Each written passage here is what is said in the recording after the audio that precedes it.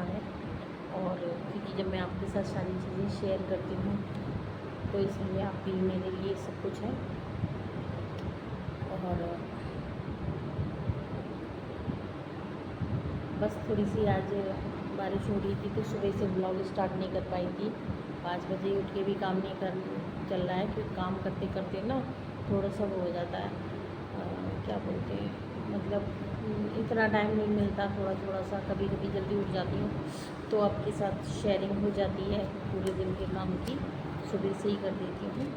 तो बारिश भी हो रही है, मैंने आपको पहले ही बताया, जब मैं घर से निकलती हूँ, जब घर पहुँचती हूँ, जब बारिश होती है। और लेकिन कल ऐसा नहीं था, इतनी तेज़ धूप थी और मुझे पैदल जाना पड़ा और गर्मी भी बहुत ज़्यादा थी। गाइस कुछ ऐसा हो रहा है कि 2 दिन से इतनी भयंकर गर्मी है, इतनी भयंकर गर्मी है कि मैं आपको बता नहीं सकती। यानी कि मेरी बेटी को भी जब जल गई थी तो उस दिन इतनी भयंकर गर्मी थी, मैं ये कह रही थी वो बच्चा है उसने बर्दाश्त कैसे किया। और लेकिन यही है भाई, मैं ये कहूँगी सब लोग अपने घर में सेफ़ रहिए, अपने बच्चों का ध्यान रखिए। मुझसे ये गलती हो गई है और कोशिश तो मेरी यही रहती है कि किसी को कोई चोट ना लगे, लेकिन यही है पर समय का पता नहीं चलता है। कौन माँ बाप चाहते हैं कि उनके बच्चों को चोट लग जाए। तो अब मेरा बैल होने वाली है और मैं जा रही हूँ पीरियड लेने के लिए, और उसमें मैं 6 क्लास को पढ़ाऊँगी आज ग्रामर। गाइस आप देख सकते हैं मेरी हालत ऐसा लग रहा है सो के उठी हूँ, और वह मैं वाकई में सो के उठी हूँ, क्योंकि स्कूल से आते ही नहाने के बाद थोड़ा सा ही नाश्ता करने के बाद, मतलब लंच करने के बाद मैं सो गई थी।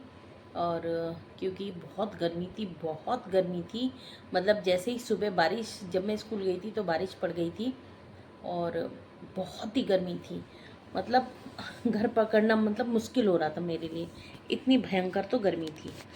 और अब भी मेरा मन नहीं कर रहा है, शाम हो चुकी है, मैं चाय भी पी चुकी हूँ, बट मेरा मन कमरे में से निकलने का नहीं कर रहा है। गाइस एसी चल रहा है और एसी के नीचे ही हम लोग पड़े हुए हैं। ये इसमें से आई थिंक 2 दिन से पानी टपक रहा है, पता नहीं क्यों टपक रहा है, और ये सारा नीचे तक आ रहा है, आप देख सकते हैं।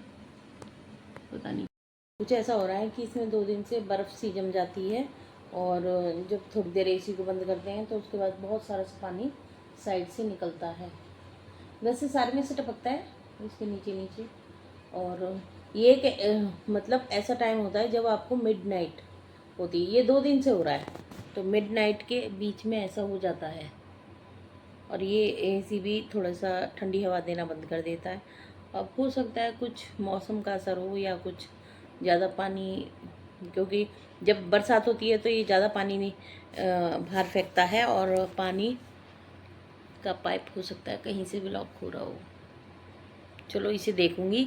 और अब गाइस मन नहीं कर रहा डिनर बनाने का, शाम हो चुकी है। और आज के दिन में सैटरडे को ही कपड़े वगैरह धो लेती हूँ, संडे के लिए कम काम छोड़ती हूँ, लेकिन आज क्या करूँ, मेरा मन ही नहीं कर रहा बाहर जाने का, और ना ही मेरा मन ये कर रहा है कि कपड़े धोऊं।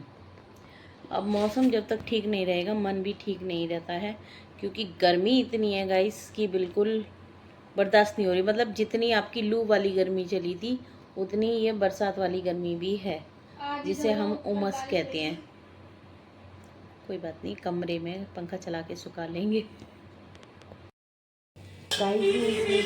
तो गाइस यहाँ मैंने दाल उसी तरह से बनाती हूँ जैसे मैंने आपको पहले भी शेयर किया है।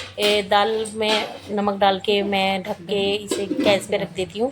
थोड़ी देर बाद उसमें से ऊपर ऊपर झाग झाग आ जाता है तो उसे मैं उतार लेती हूँ। आप देख सकते हैं मैंने यहाँ पर कितना सारा झाग उतारा है, जो कि बॉडी में जाके यूरिक एसिड बढ़ाता है और जो आपके पेट में घुटने वगैरह में दिक्कत करता है। तो खैर हमारे पहले लोग भी इसी तरह से दाल बनाया करते थे, तो मैं उसी तरह से बनाती हूँ। एक टीचर ने मुझे ये बताया था तो मैं जब से ऐसे ही बनाने लगी। और अब इसमें मैंने 2 टमाटर डाल के हल्के नमक मिर्च मसाले डाल के और इसे सीटी को मतलब कुकर के ढक्कन को लगा दिया है, और इसमें मैं 6-7 विसिल कर लूँगी, क्योंकि दाल जो है वो चने की है और इतना तो चाहिए। अब मैंने इसे खोल लिया है और इसमें से टमाटर के छिलके निकाल दूंगी,